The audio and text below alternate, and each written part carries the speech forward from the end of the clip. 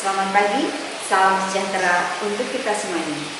Anak-anakku semuanya, sampailah kita kepada hari ketiga dalam acara MPLS SMA Negeri 1 Jetis Bantul.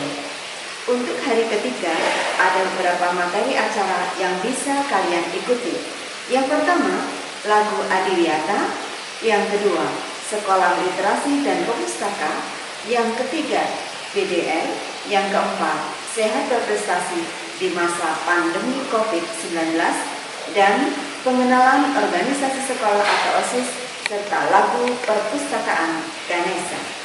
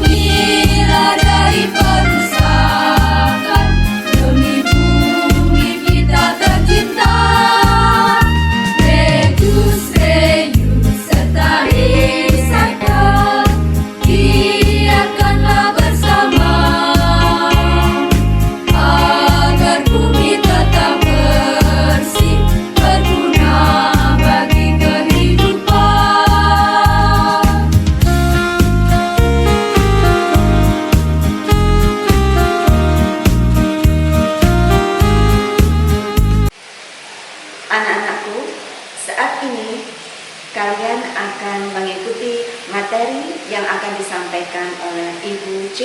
Ika Sulistianti MPD mengenai sekolah literasi dan pustaka.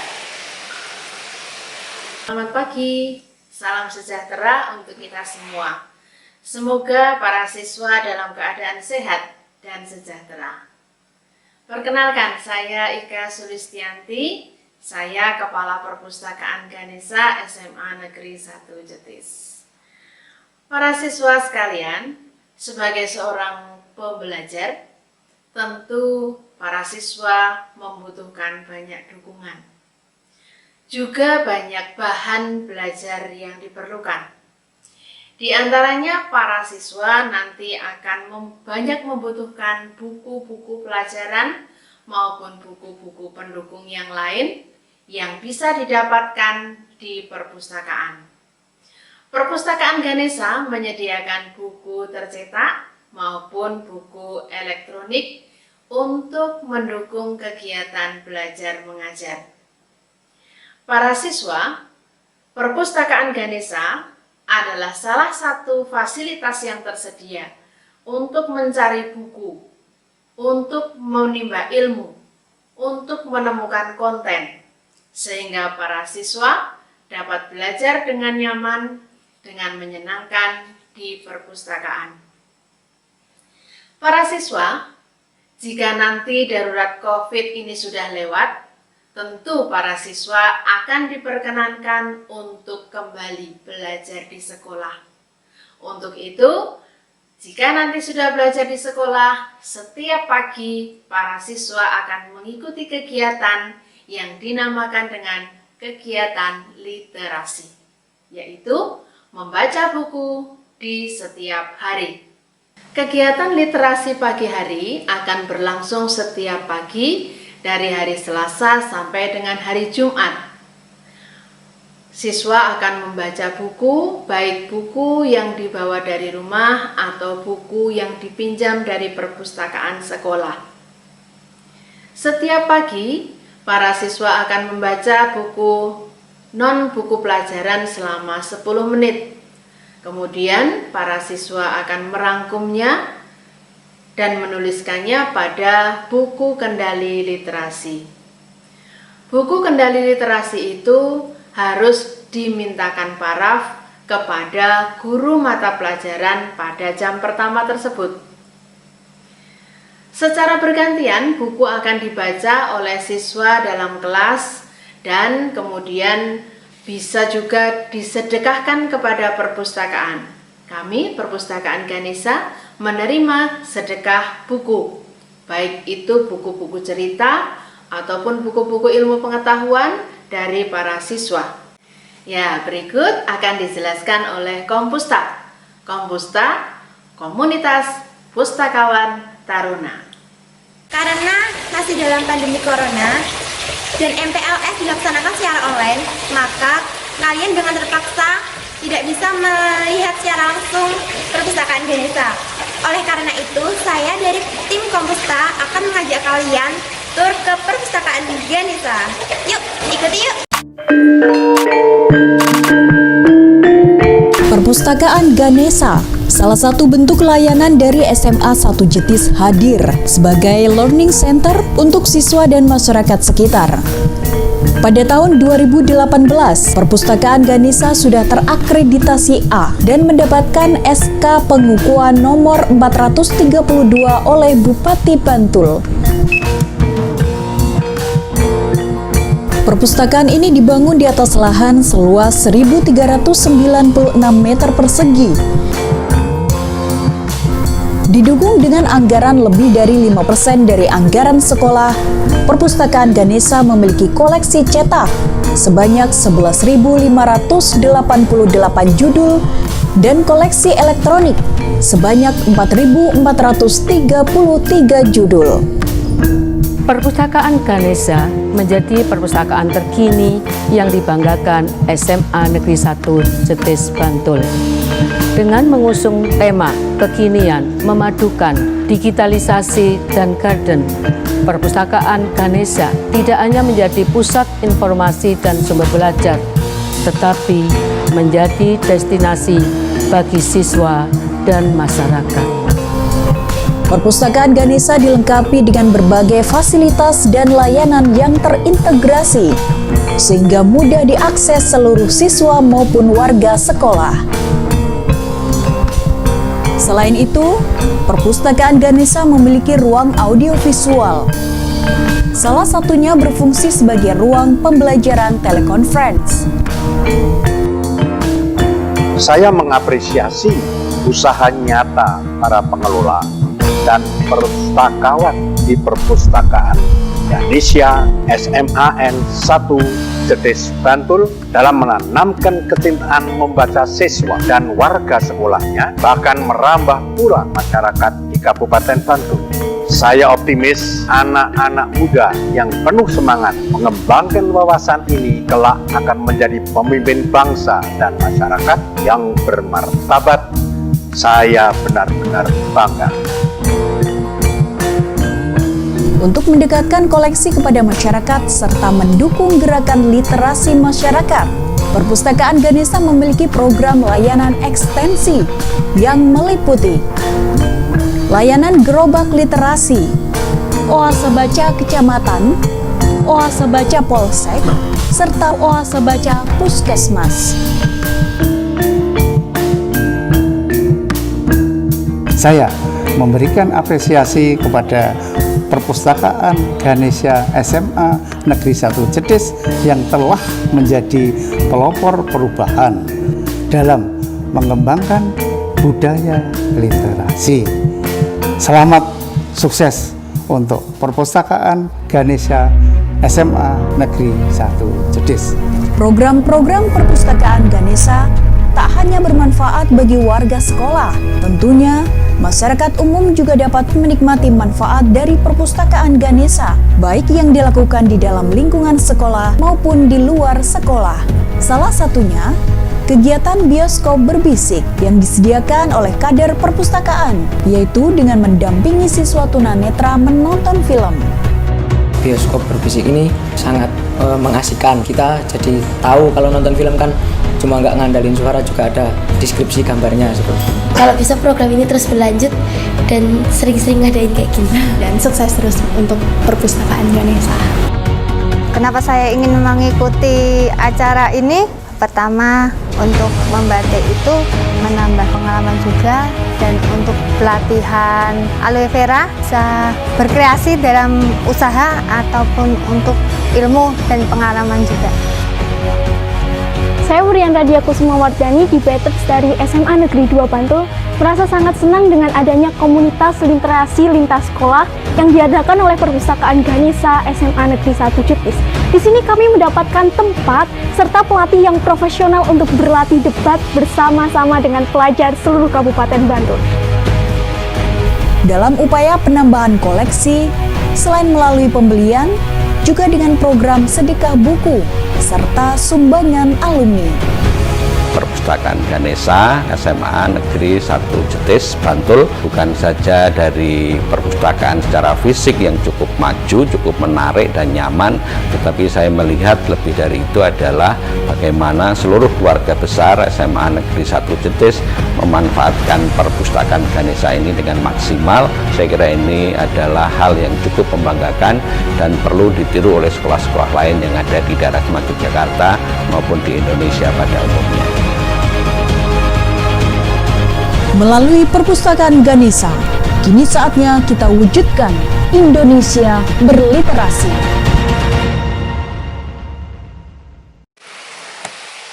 Anak-anakku semuanya, mudah-mudahan materi sekolah literasi dan pustaka bisa kita ikuti dengan baik.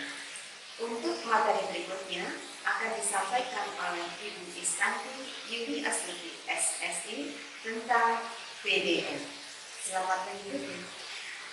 Assalamualaikum anak-anak, selamat siang. Saya akan menjelaskan ke kalian tentang belajar dari rumah. Ada beberapa hal yang kalian perlukan dalam mempersiapkan PDR ini. Antara lain perlengkapan, bisa menggunakan smartphone, bisa menggunakan PC, bisa menggunakan notebook, ataupun kalian bisa menggunakan laptop. Ada beberapa aplikasi yang digunakan untuk pembelajaran oleh Bapak Ibu Guru, antara lain menggunakan GB Class, menggunakan Google Classroom, menggunakan Google Meet, dan lain-lain.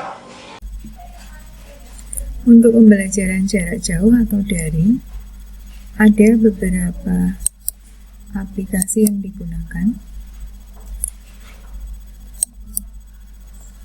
antara lain menggunakan WA Group, Yenius, Viber School, Jogja Belajar, Ruang Guru, Zoom, Webex, Google Classroom ataupun Google Meet, dan aplikasi lainnya.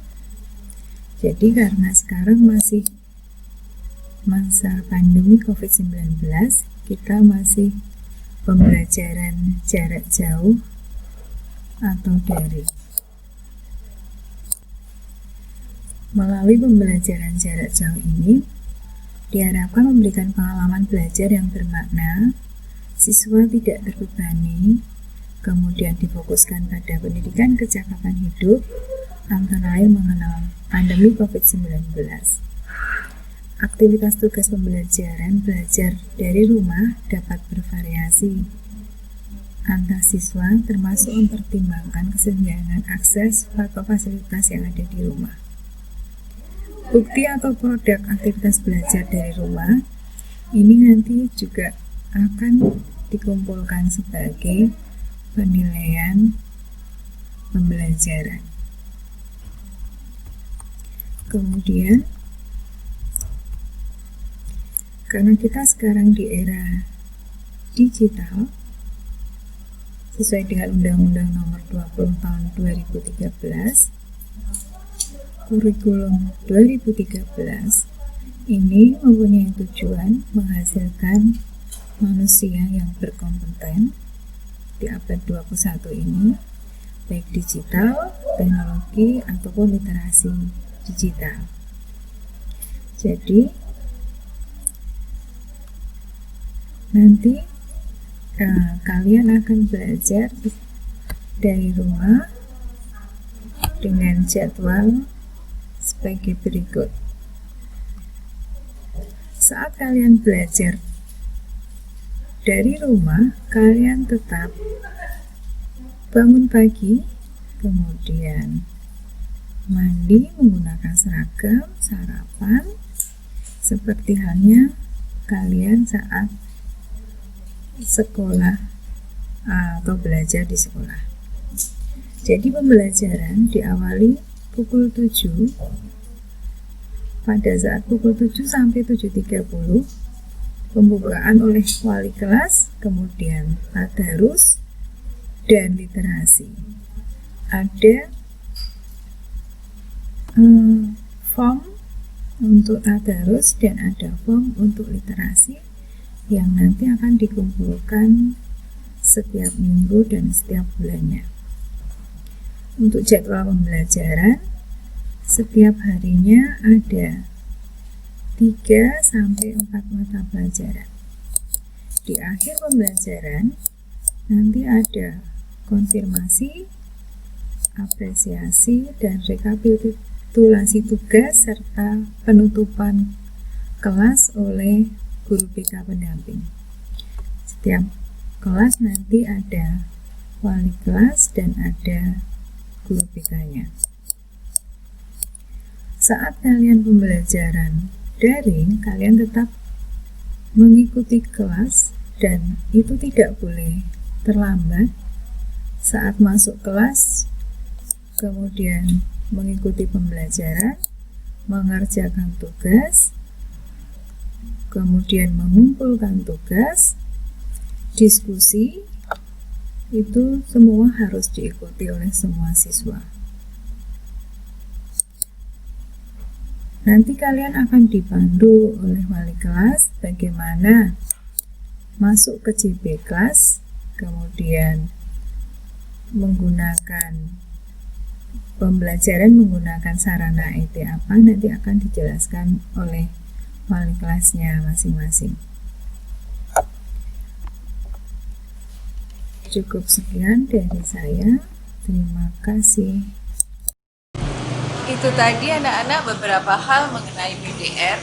Jika ada yang belum paham atau kalian belum mengerti, bisa menghubungi wali kelas atau guru mata pelajaran di kelas kalian masing-masing.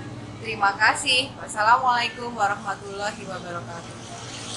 Untuk materi berikutnya tentang sehat berprestasi di masa pandemi COVID-19 dan akan disampaikan oleh narasumber dari Puskesmas Kecamatan Jetis. Assalamualaikum warahmatullahi wabarakatuh. Perkenalkan, nama saya Dr. Titis Indri Wahyuni, dokter di Puskesmas Jetis 1 Bantul. Sebelumnya, puji syukur marilah senantiasa kita panjatkan kehadirat Allah Subhanahu wa Ta'ala atas nikmat dan rahmatnya. Alhamdulillah kita masih diberi kesehatan dan juga kesempatan untuk bertemu di pagi hari ini. Adik-adik siswa baru SMA Jetis yang saya cintai, di kesempatan ini perkenankanlah saya membawakan materi tentang sehat berprestasi di era new normal. Adik-adik semua, saat ini kita memasuki masa di mana telah terjadi wabah di Indonesia bahkan di seluruh dunia. Wabah saat ini disebabkan oleh virus corona dengan penyakit namanya COVID-19. Nah, wabah ini tentu saja mempengaruhi kehidupan kita, baik kehidupan saya ataupun kehidupan adik-adik semua. Bagaimana caranya supaya di era wabah ini kita tetap bisa beraktivitas, bisa tetap berprestasi? Tentu kita akan membahas selanjutnya di materi yang akan saya sampaikan. Adik-adik, mari kita mulai untuk materi pada pagi hari ini dengan tema sehat berprestasi di era new normal.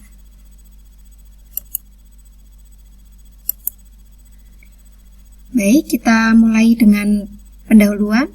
Pengertian sehat itu apa? Sehat adalah keadaan sehat baik secara fisik, mental, spiritual maupun sosial yang memungkinkan setiap orang untuk hidup produktif secara sosial dan ekonomis. Jadi, sehat itu tidak hanya bebas dari penyakit fisik seperti mungkin sakit gigi atau pusing, tapi dia juga bebas dari penyakit mental, kemudian secara spiritualnya juga bagus, kemudian secara sosial atau hubungan dengan orang lain pun juga bagus. Nah, dari tubuh yang sehat, dari baik secara fisik, mental, spiritual maupun sosial, itu merupakan suatu faktor internal yang sangat penting yang akan menentukan prestasi dari belajar adik-adik semua. Sebelum kita membahas lebih lanjut tentang tips-tips supaya adik-adik tetap sehat dan berprestasi, kita mulai dulu dengan perkenalan terhadap COVID di Indonesia. Nah, adik-adik tentu sudah sering mendengar di media ataupun mungkin dari teman atau mungkin dari masyarakat tentang virus COVID-19 ini. Virus COVID-19 ini pertama kali dilaporkan sebagai pneumonia atau sesak nafas yang misterius itu di Wuhan, Cina pada 31 Desember 2019. Penyakit ini disebabkan oleh infeksi coronavirus baru yang pertama kali dilaporkan di akhir tahun 2019. Kemudian wabah ini dideklarasikan oleh WHO sebagai Public Health Emergency of International Concern pada 30 Januari 2020. Kemudian pada 11 Februari 2020, WHO memberikan nama wabah ini sebagai SARS-CoV-2 dan penyakitnya adalah COVID-19. Nah, setelah Februari ini kasus terus bertambah.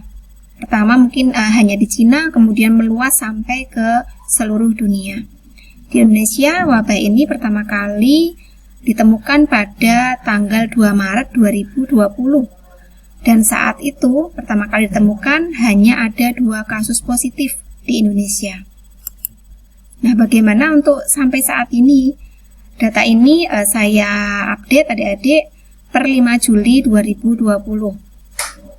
Di dunia, sampai tanggal 5 Juli 2020 sudah ada 10 juta kasus dan yang meninggal sebanyak 4,8%.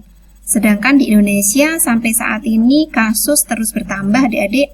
Jadi per hari sampai ada 1.000 orang lebih yang terkena COVID.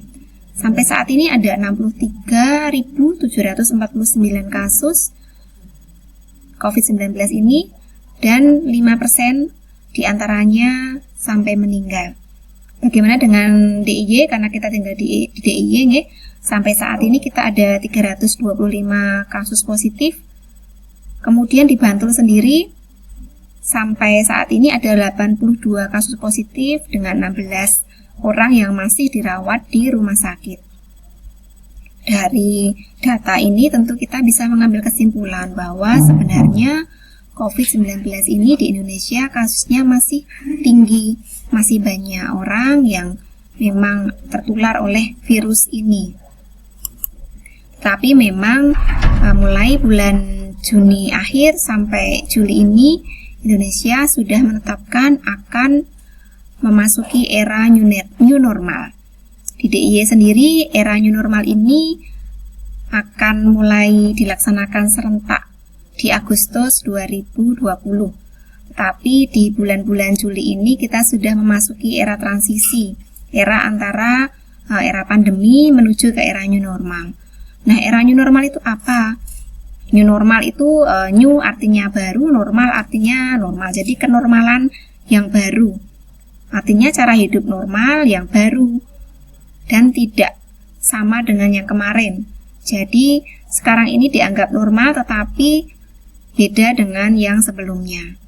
Nah, tatanan hidup baru ini memang dilakukan untuk beradaptasi dengan COVID-19 yang masih tinggi karena sampai saat ini kita pun belum tahu apakah COVID-19 ini akan segera hilang dari Indonesia ataupun dari dunia, ataukah mungkin malah bertahan sampai beberapa tahun yang akan datang. Terus bagaimanakah caranya supaya kita atau adik-adik bisa tetap sehat di era new normal? Karena tadi disebutkan di slide pertama, sehat itu merupakan suatu faktor internal penting sebagai modal supaya kita bisa berprestasi baik di sekolah maupun di masyarakat. Tips yang pertama adalah adik-adik selalu mematuhi protokol kesehatan yang ada di Indonesia. Dan protokol yang kedua atau tips yang kedua adalah menjaga imunitas tubuh. Baik, kita bahas satu-satu apa yang dimaksud dengan protokol kesehatan dan apa yang dimaksud dengan imunitas tubuh itu. Yang pertama, protokol kesehatan yang pertama yaitu cuci tangan dengan sabun atau hand sanitizer dengan benar. Jadi di era new normal ini memang kita harus sering-sering untuk cuci tangan. Mungkin kalau dulu sebelum ada wabah ini kita cuci tangan hanya kalau mau makan, setelah makan, kemudian mau buang air besar atau setelah buang air besar. Maka di era new normal ini cuci tangannya dilebihkan. Jadi kita bisa cuci tangan sampai 10 kali sehari. Jadi selain waktu-waktu yang tadi saya sebutkan, ketika kita di tempat-tempat umum maka kita dianjurkan untuk lebih sering cuci tangan. Nah, cuci tangan yang benar itu bagaimana? Cuci tangan yang benar itu dilakukan minimal 20 detik. Jadi tidak hanya mengusap telapak tangan saja, tetapi ada langkah-langkah yang harus kita lakukan ketika kita mencuci tangan. Di sini ada 6 langkah cuci tangan yang memang dianjurkan oleh WHO. Dan dengan cuci tangan yang benar ini diharapkan tangan kita benar-benar bebas dari kuman. Karena kalau dilihat secara kasat mata mungkin tangan kita bersih. Tapi ketika kita lihat di bawah mikroskop ternyata banyak sekali kuman yang ada di permukaan tangan kita ataupun di kulit. Baik, untuk 6 langkah cuci tangan. Yang pertama adalah ini kita cuci tangan dengan mempertemukan telapak dengan telapak tangan. Nah, 6 langkah ini tentu saja diawali dengan kalau memang memakai sabun dan air mengalir berarti dengan mengambil sabun dulu, kemudian baru kita lakukan 6 langkah. Kalau dengan hand sanitizer berarti ambil hand sanitizer, kemudian lakukan 6 langkah cuci tangan. Yang pertama saya ulangi Yang pertama adalah mempertemukan antara telapak tangan dengan telapak tangan. Kemudian yang kedua, telapak tangan yang satunya mengusap bagian dari punggung tangan. Setelah itu, kemudian mengaitkan jari-jari. Kemudian setelah itu, punggung jari dan telapak tangan dipertemukan seperti ini dengan posisi saling mengunci. Setelah itu, langkah yang kelima, jempol kanan ataupun jempol kiri digosok dengan gerakan memutar bergantian. Dan kemudian langkah yang terakhir adalah dengan menguncupkan jari-jari yang lain di tangan satunya yang terbuka. Nah, langkah-langkah ini semua kemudian diakhiri dengan membilas tangan kita yang sudah kita cuci sempurna. Seperti itu ya adik-adik. Jadi setiap kali melakukan cuci tangan maka lakukanlah dengan paling tidak 6 langkah cuci tangan ini supaya semua bagian tangan kita benar-benar bersih dari kuman. Kemudian protokol kesehatan yang kedua yaitu dengan menggunakan masker secara benar. Jadi kalau sekarang ini masker sudah bukan barang yang asing lagi karena semua orang yang keluar itu memang diwajibkan untuk memakai masker.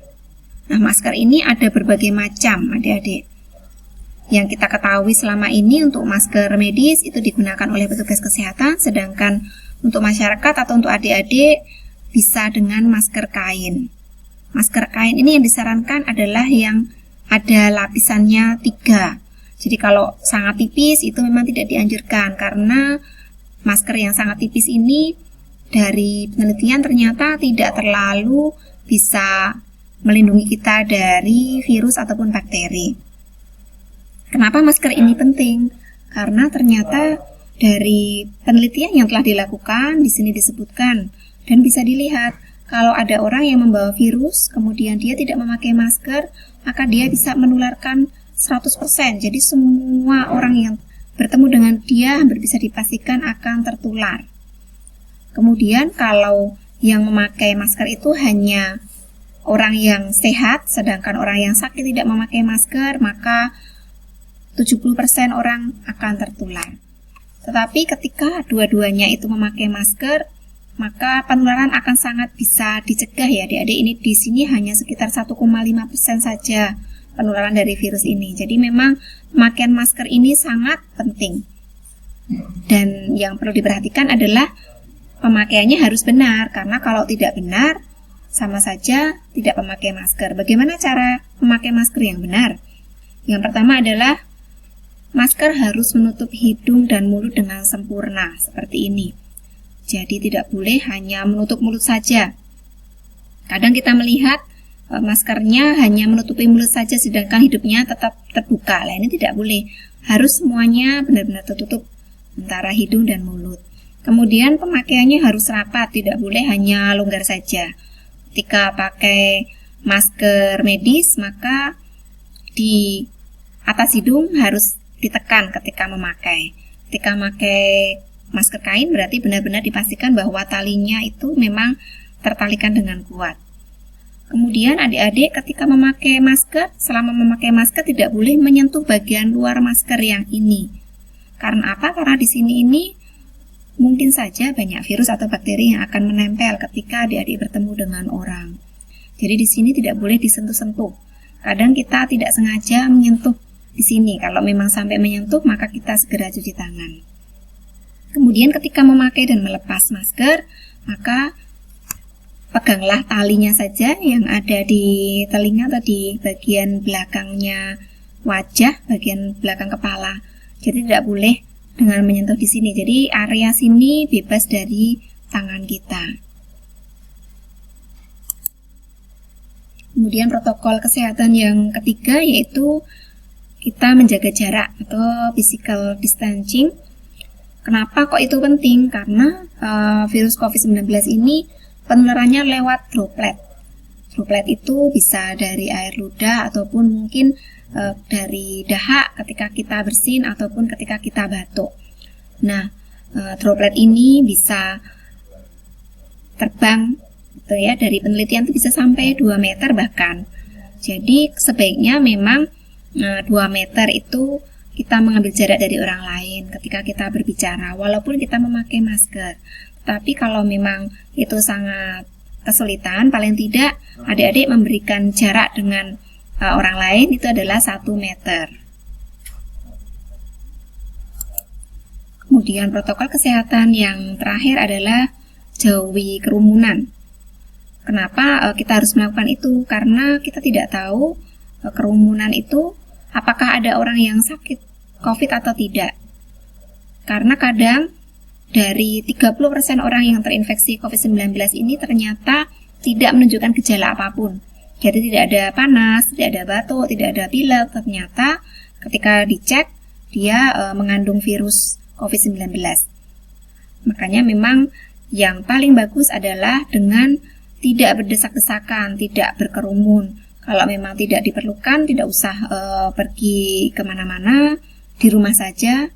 Kalau memang harus keluar, maka memakai masker, kemudian jaga jarak seperti yang saya sampaikan di slide sebelumnya. Baik adik-adik, untuk tips yang selanjutnya adalah menjaga imunitas tubuh. Jadi yang tadi, yang pertama supaya kita tetap sehat adalah patuhi protokol kesehatan. Kemudian yang kedua, menjaga imunitas tubuh. Apa saja yang kita lakukan supaya kita tetap menjadi orang dengan imunitas tubuh yang baik dan sehat. Yang pertama adalah tidur atau istirahat yang cukup. Nah, dari penelitian yang ada, ternyata istirahat yang paling baik itu adalah tidur. Tidur pada orang dewasa menurut National Sleep Foundation yang dibutuhkan adalah 7-9 jam setiap harinya. Adik-adik yang hobi begadang, ini perlu diperhatikan karena jangan sampai kita tidur kurang dari 7 jam setiap harinya. Karena apa? Karena ketika kita tidur malam, ternyata tubuh kita ini memproduksi yang namanya sitokin. Sitokin ini adalah sejenis protein yang berfungsi untuk melawan infeksi dan peradangan. Jadi ketika adik-adik ini kurang tidurnya, maka produksi sitokin ini akan menurun dan berakibat tentu saja ketika ada infeksi atau mungkin peradangan virus yang masuk ke dalam tubuh, maka tubuh akan kurang juga fungsinya melawan infeksi ini. Kemudian ketika kita istirahat atau tidur, tubuh juga akan memproduksi sel T, yaitu kelompok sel kekebalan tubuh yang berfungsi untuk melawan virus. Nah, makanya memang kenapa tidur ini sangat penting untuk menjaga imunitas tubuh kita. Ya, karena memang ketika tidur ternyata zat-zat yang penting untuk melawan virus itu dikeluarkan oleh tubuh kita. Ketika kita tidak pernah tidur atau mungkin kurang jam tidurnya pada malam hari, maka tentu saja zat-zat yang untuk melawan infeksi ini akan menurun jumlahnya dan tidak akan kuat untuk melawan infeksi yang masuk ke tubuh. Kemudian tips yang kedua untuk menjaga imunitas tubuh adalah dengan mengelola pikiran dengan baik. Nah, bagaimana caranya? Yaitu supaya kita bisa mengelola pikiran dengan baik, maka kita harus selalu berpositive thinking dan tidak stres. Karena ketika kita stres, maka tubuh akan memproduksi hormon yang namanya hormon kortisol. Nah, hormon kortisol ini berfungsi untuk membuat sistem imunnya menjadi lemah, Jadi ketika hormon kortisol ini tinggi, maka tubuh akan sistem imunnya akan menjadi lemah. Gitu. Nah, kalau kita stres terus-terusan, tentu saja produksi hormon kortisol ini akan menjadi tambah banyak. Nah, ketika hormonnya ini tambah banyak, maka tentu saja sistem imunnya akan semakin melemah. Begitu ya adik-adik, jadi memang sangat penting untuk mengelola pikiran kita supaya selalu positive thinking. Bagaimana caranya supaya kita terhindar dari stres? Yang pertama adalah lebih mendekatkan diri kita kepada Pencipta. Kalau sebagai orang Islam tentu saja kepada Allah. Kita lebih banyak untuk berdoa, kemudian beribadah, kemudian mungkin kepada sebagai orang Islam membaca Al-Quran, seperti itu ya. Kemudian juga membuat pikiran kita menjadi lebih ikhlas, tidak kemudian gampang untuk ngresulo gitu ya, dalam bahasa Jawanya ngresulo, atau mungkin bahasa Indonesianya sering apa-apa kok tidak sesuai kayak gitu. Jadi kita lebih ikhlas. Kemudian yang kedua, meluangkan waktu untuk melakukan hobi. Hobi ini macam-macam. Adik-adik bisa misalnya ada hobi membaca, atau mungkin hobi menulis, atau mungkin hobi untuk melukis, atau hobi bertanam. Itu juga ternyata menurut penelitian mengurangi stres juga. Atau hobi untuk beternak itu juga boleh, monggo silahkan adik-adik selama pandemi ini banyak waktu di rumah bisa lebih banyak melakukan hobinya masing-masing. Kemudian selanjutnya adalah aktif untuk bersosialisasi. Sosialisasi ini bisa sosialisasi lewat offline, tapi tentu saja terbatas, harus dengan protokol kesehatan yang tadi kita sebutkan, harus jaga jarak, pakai masker, kemudian tidak berkerumun, tidak malah bersosialisasi kemudian banyak orang rapat di satu tempat, itu tidak, tapi tetap dengan protokol kesehatan. Atau bersosialisasi dengan menggunakan media-media sosial yang ada seperti mungkin WA atau Facebook atau Twitter, Instagram, monggo bisa dilakukan. Tetapi yang perlu diingat ketika kita bersosialisasi di dunia maya adalah dengan pembatasan waktu. Jadi tidak kemudian lupa waktu sampai malam, bahkan mungkin lupa untuk istirahat, yang tentu saja nanti juga akan menurunkan imun. Jadi ketika kita bersosialisasi di media maya, di media sosial gitu, kita perlu pembatasan waktu. Kemudian teknik yang selanjutnya untuk mengurangi stres adalah dengan olahraga atau mungkin dengan teknik relaksasi. Ternyata olahraga ini juga bisa mengurangi stres kita. Monggo, olahraga bisa dilakukan di rumah atau juga bisa dilakukan di luar, tentu saja dengan protokol kesehatan yang memang dianjurkan oleh pemerintah. Untuk tips yang selanjutnya menjaga imunitas tubuh yaitu dengan rutin olahraga. Ini nyambung dengan yang tadi ya adik-adik ya, berarti jadi rutin olahraga ini selain juga mengurangi stres, dia juga menjaga imunitas tubuh. Ini memang dari National Institute of Health, olahraga itu merangsang kinerja antibodi dari sel-sel darah putih. Jadi ketika adik-adik olahraga, ternyata darah putih itu akan lebih cepat diproduksi oleh tubuh, lebih banyak diproduksi. Nah, darah putih ini fungsi pentingnya adalah untuk melawan infeksi. Dan kalau adik-adik sudah pernah pelajaran mungkin di SD atau mungkin di SMP dulu, pernah mendengar tentang darah putih ini, leukosit. Leukosit ini ketika ada infeksi, baik infeksi virus ataupun bakteri, maka dia akan segera menuju ke tempat infeksi untuk memakan bakteri atau virusnya. Nah, ketika olahraga, sirkulasi dari darah putih ini juga akan lebih cepat. Jadi akan lebih cepat ketika ada infeksi, dia kemudian menuju ke tempat infeksinya dan segera mematikan virus atau penyakit yang masuk ke dalam tubuh. Selain itu, olahraga juga membantu untuk mengeluarkan bakteri dari paru-paru dan saluran nafas. Jadi ketika adik-adik olahraga, bisa dirasakan biasanya nafasnya lebih cepat, menggeh-menggeh gitu ya. Nah, kondisi ini ternyata bisa membuat bakteri atau virus keluar dari paru-paru karena kita bernafasnya dengan cepat. Dan ini tentu saja mengurangi resiko untuk terkena penyakit pernafasan, salah satunya adalah COVID-19 ini. Kemudian tips yang selanjutnya, yang keempat adalah konsumsi makanan bergizi seimbang. Makanan bergizi seimbang ini adalah makanan yang mengandung beraneka ragam makan, jadi tidak hanya satu macam tok, tidak hanya makan tuh dengan lauk misalnya hobinya telur terus itu tidak. Yang dianjurkan adalah makan dengan beraneka ragam. Nah, makanan ini tentu saja ada porsi yang dianjurkan. Kalau di dalam ilmu gizi kita mengenal ada namanya piring makanku. Di piring makanku ini ada pembagian jumlah yang harus dimakan, kemudian jenisnya. Di sini ada huruf T. Nah, T ini bisa kita lihat seperempat dari sini, dari T yang di bawah ini adalah nasi atau karbohidrat. Bisa nasi, bisa kemudian kentang, kemudian roti, itu bisa. Ini yang harus kita makan, seperempatnya adalah nasi. Kemudian seperempatnya adalah protein gitu ya. Protein ini bisa berupa macam-macam, bisa telur, daging, kemudian ikan, tahu, tempe. Ini hanya seperempatnya, jadi antara karbohidrat dan kemudian protein jumlahnya sama. Kemudian unsur yang paling banyak justru adalah di sayuran dan di buah-buahan, setengahnya sendiri.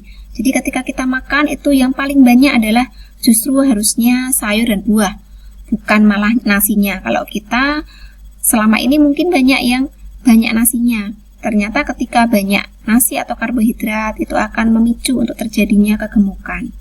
Dan yang perlu diingat adik-adik ketika kita makan adalah mengurangi garam dan gula.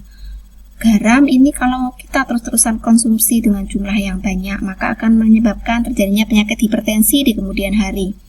Kemudian gula ini menurut panduan WHO yang dianjurkan adalah hanya sekitar 2 sendok saja setiap harinya.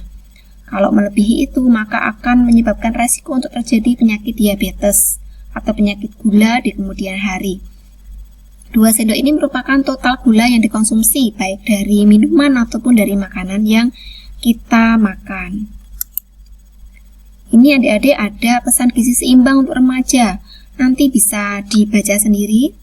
Di slide-nya akan saya berikan kepada adik-adik juga. Jadi bisa dibaca ada 1-13 pesan gizi seimbang yang memang diperuntukkan untuk remaja supaya remaja tetap sehat. Kemudian untuk menjaga imunitas tubuh yang selanjutnya adalah dengan makan makanan penambah imun. Apa saja makanan penambah sistem imun ini? Adalah makanan yang mengandung vitamin-vitamin. Vitamin A, vitamin C, vitamin E. Ini ada di mana saja? Ternyata ada di sayur-sayur, di brokoli, kemudian di bayam. Itu ternyata mengandung banyak vitamin A, C, E. Selain itu juga buah-buahan seperti jeruk, itu juga banyak mengandung vitamin C yang merupakan makanan untuk penambah imun. Selain itu banyak sekali ya adik-adik makanan yang memang menambah sistem imun, bisa ikan, kerang, tiram, atau yogurt. Yang senang yogurt ini bisa juga dengan menambah yogurt, misalnya konsumsi yogurt setiap hari 2 botol kecil itu boleh. Selain makanan yang mengandung vitamin A, C, E untuk menambah imun, ternyata vitamin D itu juga sangat diperlukan untuk kekebalan tubuh. Vitamin D ini bisa didapatkan dari sinar matahari. Jadi memang dianjurkan untuk berjemur ketika pagi, tapi tidak terlalu siang ya, sekitar jam 8 sampai jam 10. Dan ini tidak boleh terlalu lama, jadi hanya sekitar 15 menit saja. Karena kalau terlalu lama maka justru akan terjadi efek yang buruk dari sinar matahari ini terhadap tubuh kita, yaitu adanya sinar UV ya yang berbahaya yang bisa memicu kanker kulit untuk tubuh kita. Kemudian yang terakhir untuk menjaga imunitas tubuh kita yaitu tidak merokok dan konsumsi alkohol. Tidak merokok dan tidak mengkonsumsi alkohol, karena ternyata nikotin yang ada di dalam rokok itu bisa meningkatkan hormon kortisol tadi yang saya sebutkan di atas ya, di sebelum slide saya. Jadi hormon kortisol atau hormon stres ini ternyata bisa dipicu oleh nikotin yang ada di dalam rokok. Kemudian selain itu alkohol yang ada di dalam tubuh ternyata juga mempengaruhi sistem kekebalan. Jadi ketika kita menginginkan tubuh yang sehat, kemudian tubuh yang prima, tentu saja kita dianjurkan untuk tidak merokok dan tidak mengkonsumsi alkohol ini. Baik adik-adik, untuk materi saya yang terakhir tadi ya, tidak merokok dan tidak mengkonsumsi alkohol. Dari semua tips ini yang saya sebutkan tadi, tujuan kita adalah menjadi remaja yang sehat. Di sini ada namanya remaja sehat itu keren. Keren itu artinya apa? Yaitu kreatif, energik, ramah, empati, dan bernalar. Demikian adik-adik materi saya tentang kiat-kiat supaya adik-adik tetap bisa sehat dan berprestasi di era new normal ini. Semoga materi ini bermanfaat untuk adik-adik dan semua tetap sehat serta bebas dari pandemi COVID-19. Terima kasih. Assalamualaikum warahmatullahi wabarakatuh. Setelah materi yang disampaikan dari Puskesmas Kecamatan Jetis, untuk berikutnya OSIS SMA Negeri 1 Jetis akan menyampaikan pengenalan organisasi sekolah atau OSIS dan juga lagu Perpustakaan Ganesha. Assalamualaikum warahmatullahi wabarakatuh. Selamat pagi adik-adik. Perkenalkan, nama saya Banu Ahmad Rika, bisa dipanggil Banu, selaku Ketua OSIS SMA Negeri 1 Jetis. Sebelumnya saya ingin mengucapkan selamat kepada adik-adik yang telah menjadi siswa SMA Negeri 1 Jetis 2020-2021. Nah, jadi di sini saya akan menjelaskan tentang OSIS Desaba sendiri. OSIS Desaba adalah salah satu organisasi yang ada di SMA Negeri 1 Jetis. Nah, buat di OSIS Desaba sendiri itu ada strukturnya. Strukturnya itu adalah dari inti OSIS, terus dari si bidang yang ada di OSIS. Buat dari si bidang sendiri itu ada 10. Nah, dari 10 itu juga ada organisasi-organisasi yang ada di bawah naungan SIBI tersebut. Nah, dan juga ada juga MPK yang setara dengan OSIS. Nah, buat adik-adik silakan disimak buat organisasi yang ada di SMA Negeri 1 Jetis. Assalamualaikum, salam fasta bigul khairat. Di sini saya akan menjelaskan mengenai rohis. Nah, di rohis itu adik-adik akan dibina keimanan dan ketakwaannya. Di rohis juga ada berbagai macam kegiatan. Yang pertama ada kegiatan kantin akhwat atau keputrian. Yang kedua ada kegiatan mabit atau malam iman bina dan takwa. Yang ketiga ada kegiatan festival Ramadan. Yang keempat ada PHBI dan masih banyak kegiatan lainnya. Nah, di samping itu, rohis juga ada kegiatan menarik bersama sekolah lain yang sering disebut silatras atau silaturahmi antar anggota rohis. Gimana, menarik kan kegiatannya? Kami tunggu ya adik-adik gabung di rohis. Nah, itu tadi penjelasan mengenai rohis. Selanjutnya akan dijelaskan mengenai JCU. Kami dari Desaba Christian Unity atau disingkat JCU. Bagi adik-adik Kristiani SMA Negeri 1 Jetis, kalian akan langsung bergabung bersama kami di JCU. Nah, di JCU ini kita ada berbagai kegiatan, ada renungan Alkitab pagi, ada ziarah, dan retret. Ada juga kegiatan lainnya yang pastinya lebih asik. Nah, buat kalian, adik-adik Kristiani, SMA Negeri 1 Jetis, selamat bergabung. Nah, selanjutnya akan ada penjelasan dari DA. Salam Pramuka. Perkenalkan, nama saya Rifan Usman Fadoli. Di sini saya sebagai Pradana Dewan Ambalan Diponegoro Ranise SMA Negeri 1 Jetis. Halo adik-adik, kalian pasti suka Pramuka di SMP kan? Mari gabung dengan Dewan Ambalan Diponegoro Ranise SMA Negeri 1 Jetis yang berpengalaman, berprestasi, kreativitas, dan berbudaya karakter. Ikhlas bakti, bina diri, abdi insani. Selanjutnya akan diteruskan oleh Kakak Dewan Tonti. Salam Prastika Yuda. Di sini saya dari Dewan Tonti SMA Negeri 1 Jetis akan mengenalkan salah satu program unggulan yang setiap tahunnya membawa pulang trofi lomba berbaris. Bagi kalian yang memiliki jiwa nasionalisme yang tinggi, Tonti adalah wadah yang tepat bagi kalian. Karena di Tonti tidak hanya diajarkan baris berbaris, tetapi juga diajarkan satu tema, salam, tolong, terima kasih, dan maaf. Dan juga di Tonti juga diajarkan rasa kekeluargaan yang sangat tinggi.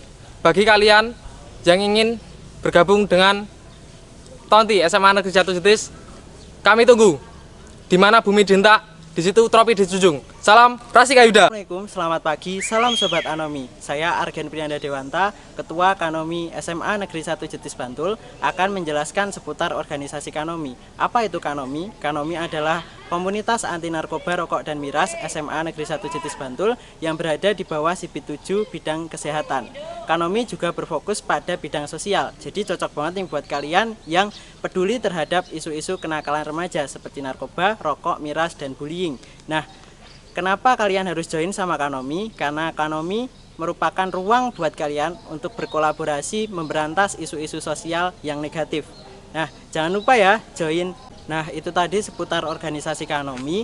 Selanjutnya buat kalian yang menjunjung tinggi aspirasi, jangan lupa buat ikut sama organisasi MPK yang selanjutnya akan dijelaskan oleh teman saya yang berasal dari MPK. Assalamualaikum warahmatullahi wabarakatuh. Selamat pagi, salam sejahtera untuk kita semua. Saya perwakilan dari MPK SMA Negeri 1 Jetis mengajak adik-adik semua untuk ikut bergabung bersama kami. Sebelumnya, apa sih itu MPK? MPK merupakan kepanjangan dari Majelis Perwakilan Kelas. Kita bertugas untuk menyalurkan aspirasi dan juga suaramu ke sekolah dengan program seperti Pemilos dan juga Kotak Aspirasi. Nah, buat kalian yang suka mengungkapkan pendapat, bisa bergabung bersama kami. Kami tunggu ya, Dik. Terima kasih. Tadi organisasi yang ada di SMA Negeri 1 Jetis. Apakah adik-adik sudah memantapkan hati untuk mengikuti organisasi yang mana? Dan jangan lupa juga untuk selalu belajar dari organisasi tersebut. Dan jangan lupa follow IG OSIS Disaba dan organisasi lainnya. Sekian dari saya, Banu Amadrika, mewakili teman-teman. Terima kasih. Wabillahi taufiq wal hidayah. Wassalamualaikum warahmatullahi wabarakatuh.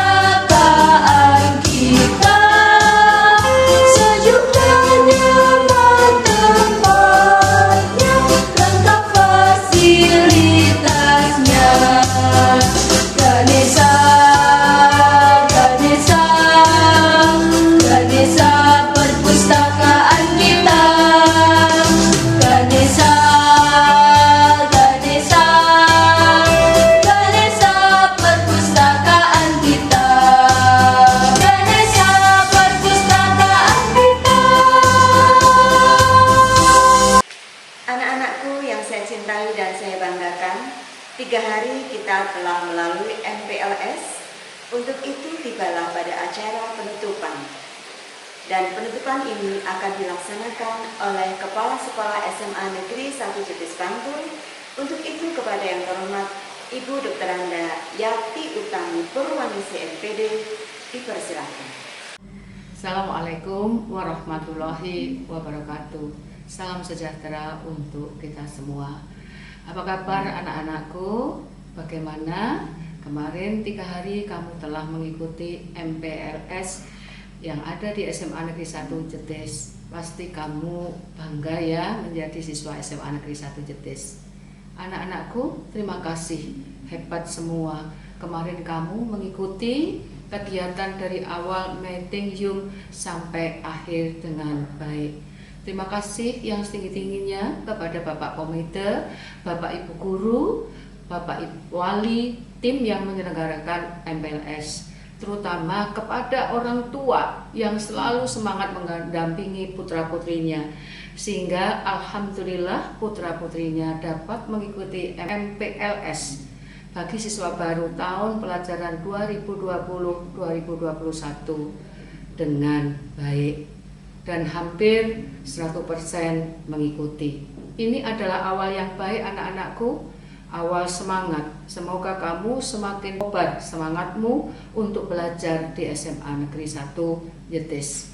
Kerjasama ini tidak hanya ketika MPLS, Bapak Ibu Guru, Wali dan orang tua, mari kita tingkatkan kerjasama ini untuk selalu mendampingi anak-anak kita, membimbing selama belajar di SMA Jetis sampai dia lulus. Semoga menjadi anak-anak yang berprestasi, dapat diterima di perguruan tinggi dan bisa melanjutkan sesuai cita-cita yang diinginkan.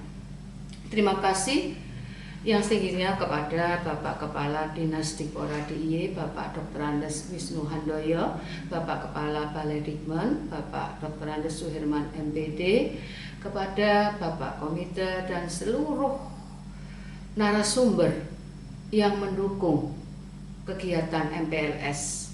Semoga kerjasama ini menjadi awal prestasi SMA Negeri 1 Jetis seperti tagline kita, sehat berprestasi selama pandemi COVID-19. Dan pada hari ini MPLS yang berjalan selama 3 hari semoga membawa manfaat, dan dengan membaca hamdalah bersama-sama maka MPLS SMA Negeri 1 Jetis dinyatakan ditutup. Alhamdulillahirabbil alamin. Demikian anak-anakku, selalu bersemangat. Jesabah semangat, generasi hebat. Wassalamualaikum warahmatullahi wabarakatuh. Alhamdulillah wa syukurillah, MPLS SMA Negeri 1 Jetis Bantul sudah selesai. Selamat datang, selamat bergabung di SMA Negeri 1 Jetis Bantul. Mari berpacu menciptakan prestasi. Semoga SMA Negeri 1 Jetis Bantul semakin jaya. Wassalamualaikum warahmatullahi wabarakatuh.